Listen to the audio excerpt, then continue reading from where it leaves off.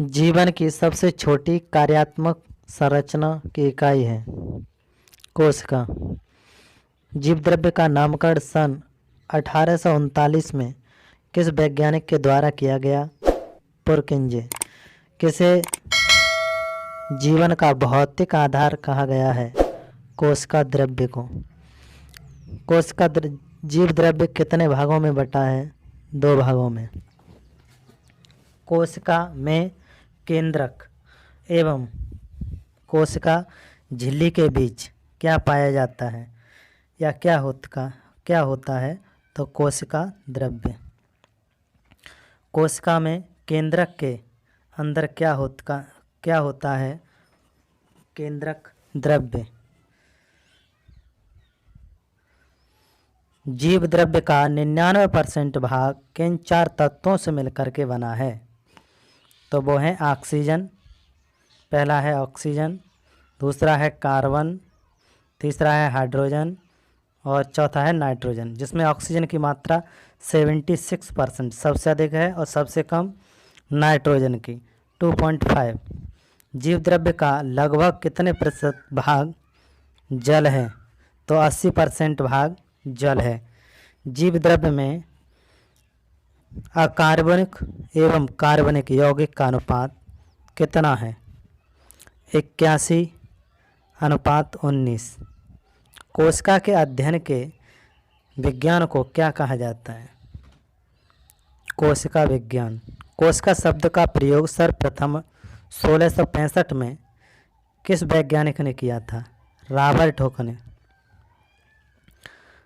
सबसे छोटी कोशिका किस जीवाणु की है? तो सबसे छोटी कोशिका माइकोप्लाज्म गैलसेप्टिकस। माइकोप्लाज्म गैलसेप्टिकमा में है। अगला, सबसे लंबी कोशिका कौन सी है? सबसे लंबी कोशिका तंत्रिका तंत्र। सबसे बड़ी कोशिका किस जंतु के अंडे की होती है? तो वो है शतुरमुर्ग। अगला है, कोशिका सिद्धांत का प्रतिपादन 1838 से 1839 ईस्वी में किसने किया था? स्लाइडेन और स्वान ने। ये 2 वैज्ञानिक थे, इन्होंने कोशिका सिद्धांत का प्रतिपादन किया था। कोशिका का निर्माण किस क्रिया से होता है? इसमें केंद्रक की क्या भूमिका होती है? तो ये मुख्य अभिक्रिया द्वारा होता है और इसमें केंद्रक की मुख्य अभिक्रिया अभिकर्ता की भूमिका होती है। यही इसकी क्रिया है, मुख्य क्रिया, और मुख्य अभिकर्ता इसका केंद्रक है। चलिए, कोशिका कितने प्रकार की होती है? कोशिका 2 प्रकार की होती है। पहली है प्रायोकैरियोटिक कोशिका और नंबर 2 यूकैरियोटिक कोशिका। किस प्रकार की कोशिकाओं में हिस्टोन प्रोटीन नहीं होते हैं? तो प्रायोकैरियोटिक कोशिकाओं में हिस्टोन प्रोटीन नहीं होते हैं। जीवाणु एवं नीलहरित शैवाल में कौन सी कोशिकाएं पाई जाती हैं? तो ये प्रायोकैरियोटिक कोशिकाएं पाई जाती हैं जीवाणुओं में। प्रायोकैरियोटिक कोशिकाएं और यूकैरियोटिक कोशिकाएं भित्त क्रम से किसकी बनी होती हैं? तो ये प्रोटीन तथा कार्बोहाइड्रेट की बनी होती हैं प्रायोकैरियोटिक कोशिकाओं की, और यूकैरियोटिक कोशिकाओं की सेलुलोज की बनी होती हैं। चलिए,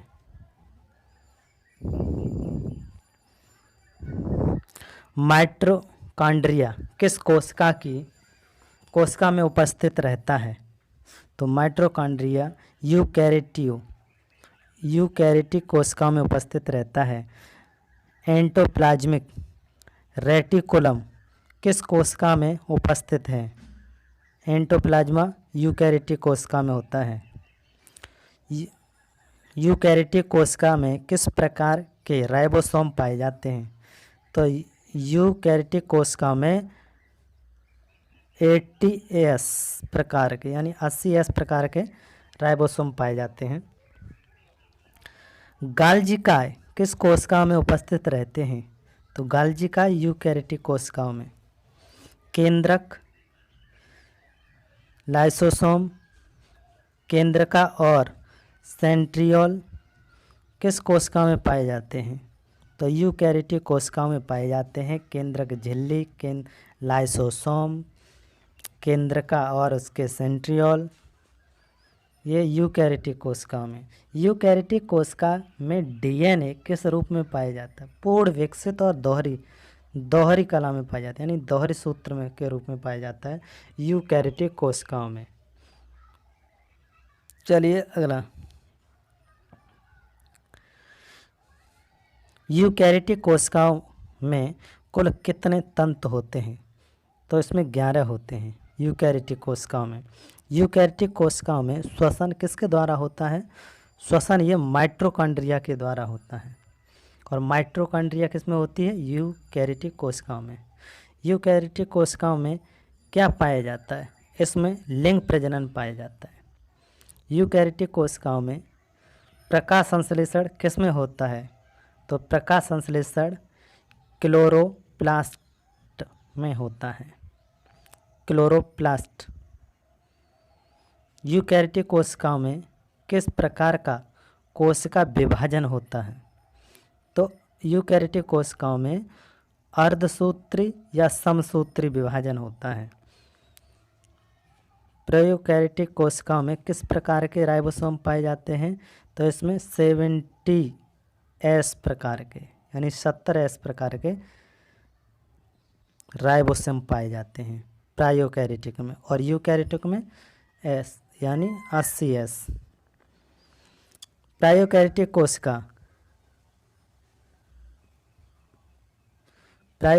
कोशिकाओं में डीएनए किस रूप में पाया जाता है? तो एकल सूत्र के रूप में डीएनए प्रोकैरियोटिक कोशिकाओं में। देखिए याद करने का तरीका है, प्रोकैरियोटिक यानी प्राकृतिक मान लीजिए और एकल होता है। प्राकृतिक कितनी? प्रकृति का रूप कैसा है? एक, मतलब प्रकृति कितनी है? एक, रूप अनेक हैं। चलिए अगला, प्रोकैरियोटिक कोशिकाओं में कुल कितने तंतु होते हैं? उसमें 11 होते हैं और इसमें 1 होता है।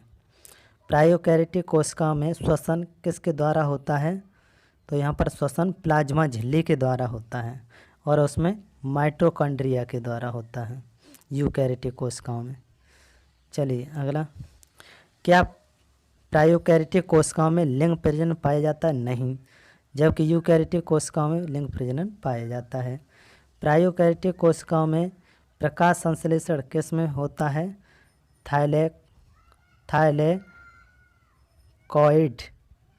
थाइलेकॉइड एक ये शब्द है, ठीक है, हाँ, इसी में पाया जाता है। प्रोकैरियोटिक कोशिकाओं में किस प्रकार का कोशिका विभाजन होता है? तो अर्धसूत्र प्रकार का, और उसमें अर्धसूत्री समविभाजन होता है। प्रोकैरियोटिक कोशिकाओं में अंगक अनुपस्थित होते हैं, वही होंगे जो यूकैरियोटिक कोशिकाओं में होंगे, यहाँ पर वो उपस्थित होंगे। क्या क्या? माइटोकॉन्ड्रिया, एंडोप्लाज्मिक रेटिकुलम, गाल्जिकाय, ये यूकैरियोटिक कोशिकाओं में। केंद्रक झिल्ली, लाइसोसोम, केंद्रका, सेंट्रियोल, ये सब यूकैरियोटिक कोशिकाओं में पाए जाते हैं, यानी यूकैरियोटिक कोशिका बड़ी है, ऐसे भी कह सकते हैं। चलिए, कोशिका भित्ति कोशिका में पाई जाती है। कौन सी कोशिका में? केवल पादप कोशिकाओं में।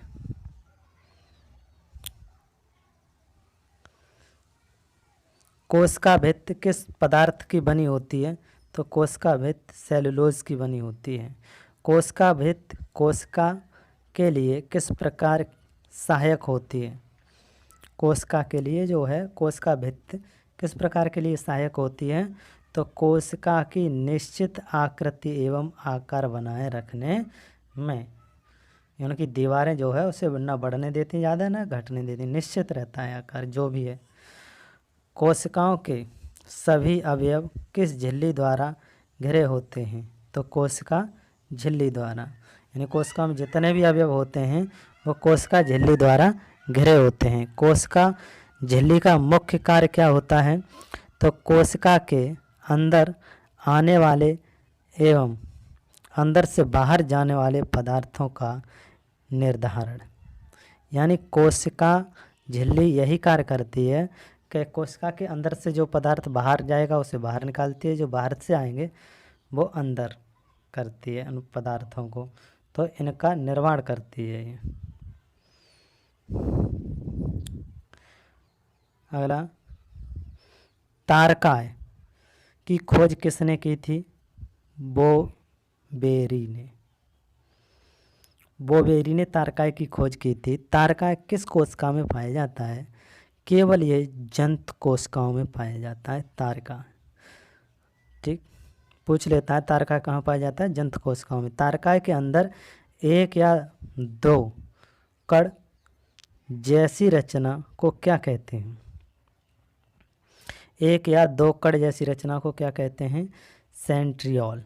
और तारकाय कहाँ पाया जाता है? जंतु कोशिकाओं में। और इसकी खोज किसने की थी? बोबेरी ने।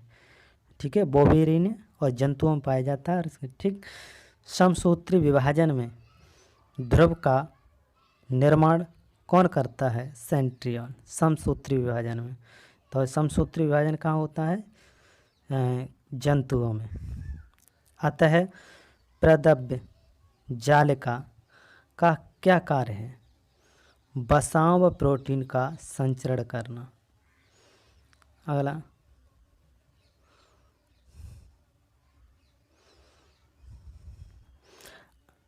अंतः प्रदब्य जालिका के कुछ भागों पर किनारे किनारे लगी छोटी कलिकाएं क्या कहलाती हैं? ये राइबोसोम होते हैं, छोटी छोटी कलिकाएं।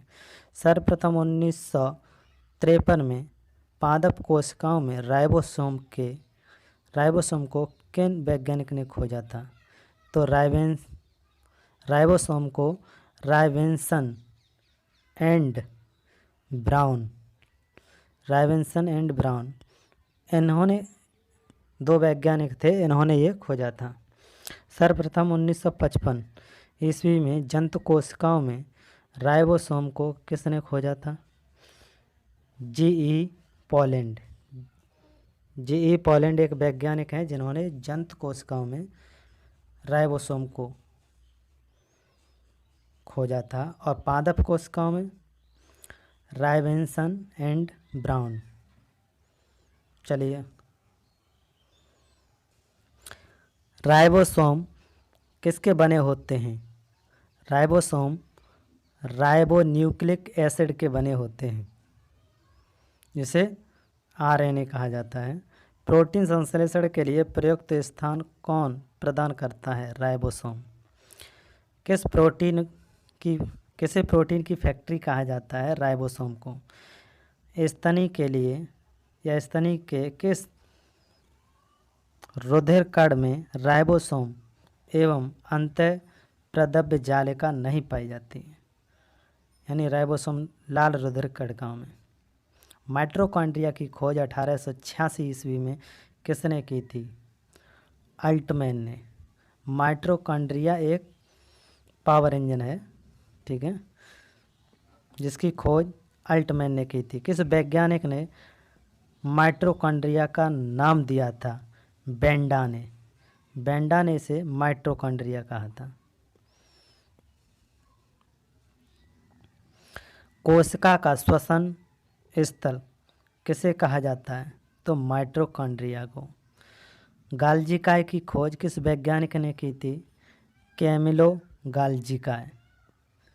कोशिका के अणुओं का यातायात प्रबंधन किसे कहा जाता है? तो गाल्जिकाय को।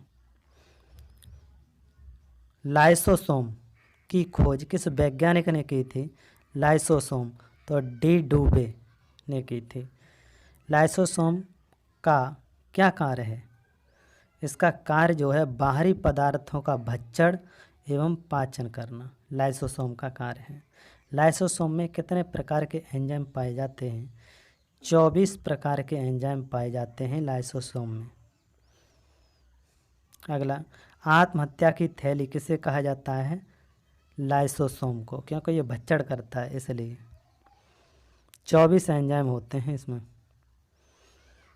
चलिए, स्तनधारियों की किस रक्त कणिका में लाइसोसोम नहीं पाए जाते हैं? तो स्तनधारियों की लाल रुधिर कणिकाओं में लाइसोसोम नहीं पाए जाते हैं। लवक कहाँ पाए जाते हैं? केवल पादप कोशिकाओं में। लवक कितने प्रकार के होते हैं? लवक 3 प्रकार के होते हैं। हरित लवक, अवर्णीय लवक, वर्णीय लवक। किस लवक की सहायता से पौधा प्रकाश संश्लेषण करता है और भोजन बनाता है? तो वो है हरित लवक की सहायता से। पादप कोशिका की रसोई किसे कहा जाता है? तो हरित लवक को। पादप कोशिका की रसोई जो है हरित लवक है, वहीं से खाना बनेगा इसका, क्योंकि ये प्रकाश संश्लेषण का कार्य करता है। पत्तियों का पीला रंग किस कारण हो जाता है? तो पत्तियों में कैरोटीन का निर्माण होने से इसका रंग पीला हो जाता है। भोज्य पदार्थों का संग्रह करने वाला कार्य लवक कौन सा है? अवर्णीय। भोज्य पदार्थों का संग्रह करता है। अगला, अवर्णीय लवक कहाँ पाया जाता है? जड़ों और भूमि के तनों में। वर्णीय लवक कहाँ पाया जाता है? पुष्पों में, फलों में, बीजों में। टमाटर का रंग लाल किस वर्णीय लवक के कारण होता है? तो लाइकोपेन। गाजर में कैरोटीन के कारण। पूछता है गाजर में कौन सा लवण पाया जाता है? लवक, तो ये कैरोटीन है। चुकंदर में कौन सा वर्णीय लवक पाया जाता है? तो विटानिन। और कोशिका की निर्जीव रचना क्या है? रसधानी। क्रोमेटिन किसका बना होता है? क्रोमेटिन प्रोटीन एवं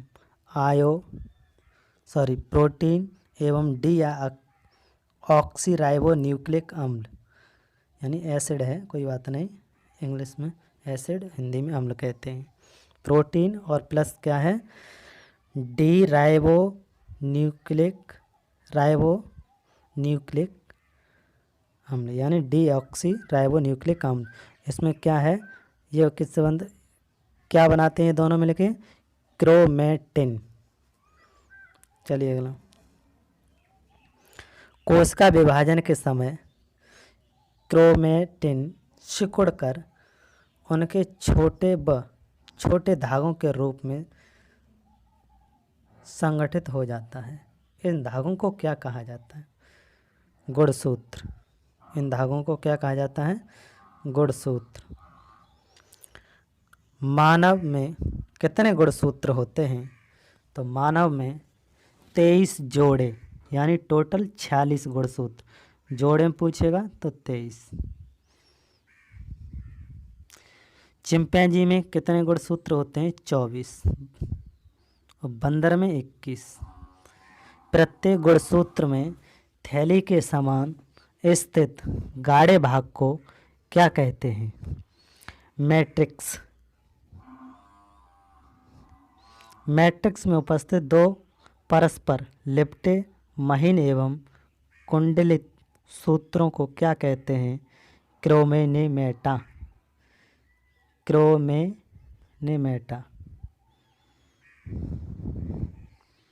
चलिए अगला, प्रत्येक क्रोमेनेमेटा क्या कहलाता है? अर्ध गुणसूत्र कहलाता है। प्रत्येक गुणसूत्र कितने क्रोमेडिटो का बना होता है? 2। दोनों क्रोमेडिट किस स्थान पर जुड़े होते हैं? सेंट्रोमियर पर। वंशागति का वाहक किन्हें कहा जाता है? गुणसूत्रों को। केंद्रका किसे कहते हैं? केंद्रका में उपस्थित घन गोल रचनाएं। केंद्रका में क्या कार्य होता है? राइबोसोम के लिए आरएनए का संश्लेषण। डीएनए की अधिकांश मात्रा कहाँ पाई जाती है? केंद्रक में। डीएनए का क्या कार्य है? क्या होते हैं? पॉलीन्यूक्लियोटाइड, ये डीएनए है। डीएनए में उपस्थित क्षार कितने प्रकार के होते हैं? 4 प्रकार के। एंडीनिन, गुआनिन, थायमिन, साइटोसिन, ये 4 प्रकार के क्षार होते हैं जो डीएनए में पाए जाते हैं। एडेनिन व थायमिन के बीच कितने हाइड्रोजन आबंध पाए जाते हैं? 2 प्रकार के हाइड्रोजन बंध पाए जाते हैं। अगला है साइटोसिन व गुआनिन के बीच कितने प्रकार के आबंध पाए जाते हैं? 3। इसके 2 और इसके 3। डीएनए की द्विगुणित संरचना मॉडल का प्रतिपादन सन 1953 में किसने किया था? जेडी वाटसन एवं क्रिक ने। डीएनए का कार्य क्या है? सभी आनुवंशिक क्रियाओं का संचालन, प्रोटीन संश्लेषण करना, और ये कार्य है डीएनए का। चलिए अगला। डीएनए की इकाई क्या है? जीन। डीएनए के निर्माण में नाइट्रोजन बेस थायमिन के स्थान पर क्या होता है? यूरेसिल। आरएनए कितने प्रकार के होते हैं? आरएनए 3 प्रकार के होते हैं। आरएनए, टीआरएनए और एनआरएनए। प्रोटीन संश्लेषण में कौन से आरएनए का कार्य होता है या सहायक करते हैं? तो आरएनए। टीआरएनए का कार्य क्या है? प्रोटीन संश्लेषण में विभिन्न प्रकार के अमीनो अम्लों को राइबोसोम पर लाना, ये टीआरएनए का कार्य है। प्रोटीन बनाने की अंतिम क्रिया को क्या कहते हैं? ट्रांसलेशन। क्या कहते हैं? ट्रांसलेशन। अगला एमआरएनए। एमआरएनए का कार्य क्या है? केंद्रक के बाहर विभिन्न आदेश लेकर अमीनो अम्लों को चुनने में मदद करना। डीएनए में कौन सी शर्करा पाई जाती है? डीऑक्सीराइबो शर्करा। आरएनए में कौन सी शर्करा पाई जाती है? राइबोसोम शर्करा। आरएनए मुख्यतः कहाँ पाया जाता है? केंद्रक और कोशिका द्रव्य में, यानी दोनों में, केंद्रक में भी और कोशिका द्रव्य में। कोशिका विभाजन को सर्वप्रथम 1855 ईस्वी में किसने देखा? विचाराउ ने। कोशिका का विभाजन मुख्यतः कितने प्रकार से होता है? 3 प्रकार से। अर्धसूत्री, समसूत्री और असूत्री, समसूत्री और अर्धसूत्री। चलिए अगला। अविकसित कोशिकाएं जैसे जीवाणु, नीलहरित शैवाल, ईस्ट, अमीबा और प्रोटोजोआ में कौन सा विभाजन पाया जाता है? असूत्री विभाजन पाया जाता है इसमें। चलिए अगला। समसूत्री विभाजन।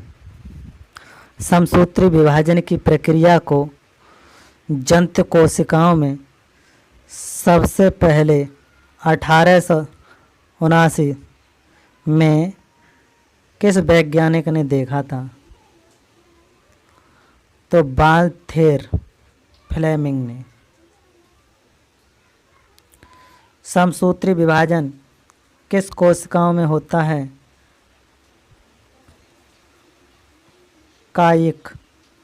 कायिक कोशिकाओं में होता है। समसूत्री विभाजन को माइटोसिस का नाम किस वैज्ञानिक ने दिया था? वाल्थेर फ्लेमिंग ने। किस वैज्ञानिक ने कोशिकाओं में असूत्री विभाजन को नाम दिया था? फार्मर तथा यूरे ने। अर्धसूत्री विभाजन की खोज सर्वप्रथम किस वैज्ञानिक ने की थी? बीजमैन ने। चलिए अगला।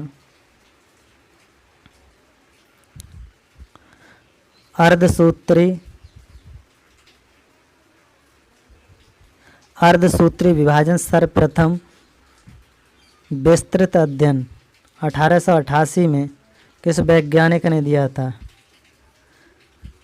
स्ट्रासबर्गर ने। अर्धसूत्री विभाजन किस प्रकार की कोशिकाओं में होता है? जनन कोशिकाओं में। अर्धसूत्री कोशिका विभाजन कितने चरणों में होता है? 2 चरणों में। अर्धसूत्री फर्स्ट और अर्धसूत्री सेकंड। अर्धसूत्री फर्स्ट में गुणसूत्रों की संख्या आधा रह जाती है, इसलिए इसे क्या कहा जाता है? गुणसूत्रों की संख्या आधी रह जाती है, इसलिए इसे कहा जाता है न्यूनकारी विभाजन।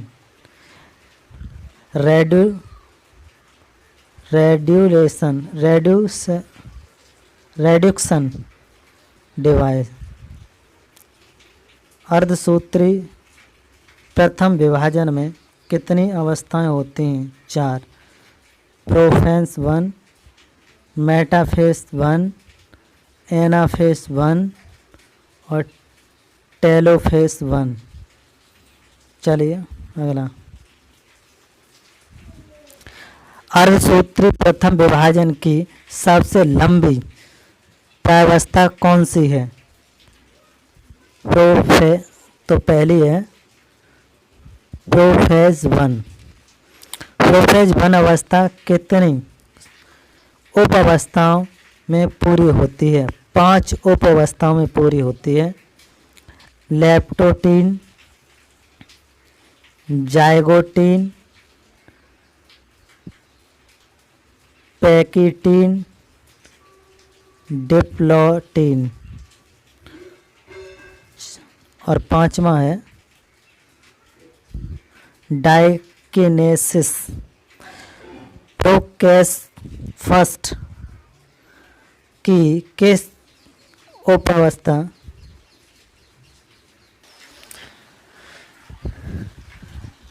प्रोफेज फर्स्ट किस प्रकार की उप अवस्था में गुणसूत्रों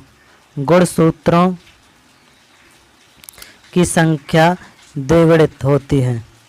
तो द्विगुणित जो संख्या होती है वो लेप्टोटीन की होती है। प्रोफेज फर्स्ट की किस अवस्था में समजात गुणों का एक साथ जोड़कर जोड़ा बनाया जाता है? तो जाइगोटीन। ठीक है। अगला है प्रोफेज फर्स्ट की किस उप अवस्था में क्रॉसिंग ओवर की प्रक्रिया होती है? तो है पैकिटीन। क्रॉसिंग ओवर हमेशा किसके बीच होता है? नॉन स्टर क्रोमेटिक्स के बीच।